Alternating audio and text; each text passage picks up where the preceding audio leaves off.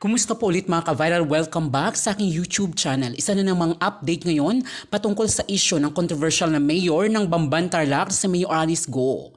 Isa na namang nakakagulat na balita ang bumungad ngayon sa mundo ng social media. Damay-damay na ito.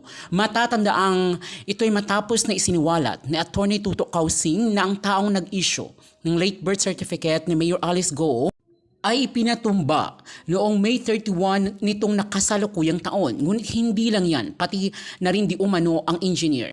Na kinilala na si Engineer J.M. Torla ay pinatumba din at ito ay ang nakakatakot na kanilang sinapit.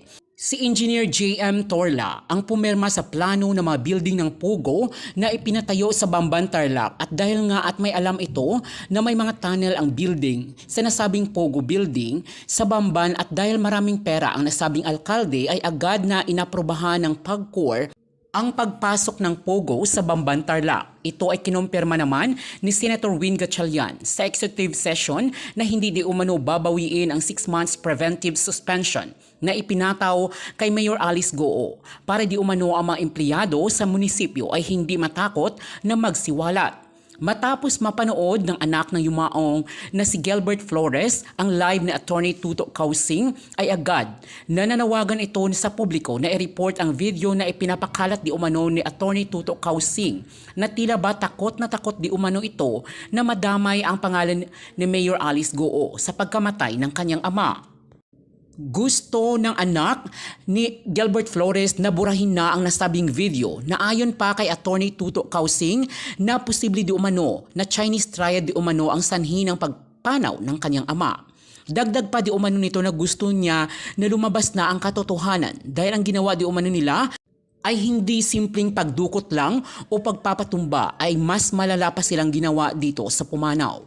Buwelta pa ni Atty. Kausing sa anak ni Gilbert Flores na dapat nga daw ay umiyak at sumigaw ito ng hustisya at katarungan sa pagpanaw ng kanyang ama.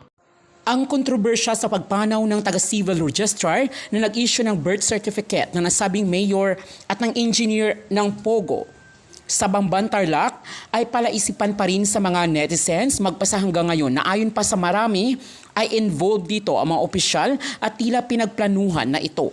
Ayon pa sa analysis ng ilang mga netizens na maaaring ang rason sa likod nito ay para patahimikin at hindi na malantad at tuluyang maitago ang lihim ng nasabing mga opisyal.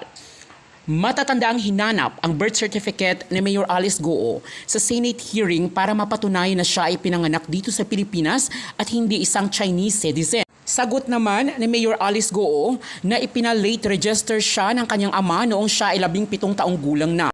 Samantala si Engineer J.M. Torla naman ay may malaking alam sa Pogo compound sa Bamban Tarlac na pinaniniwalaang merong mga tunnel at underground basement para doon isagawa ang mga aktibidad ng mga Chinese na empleyado dito.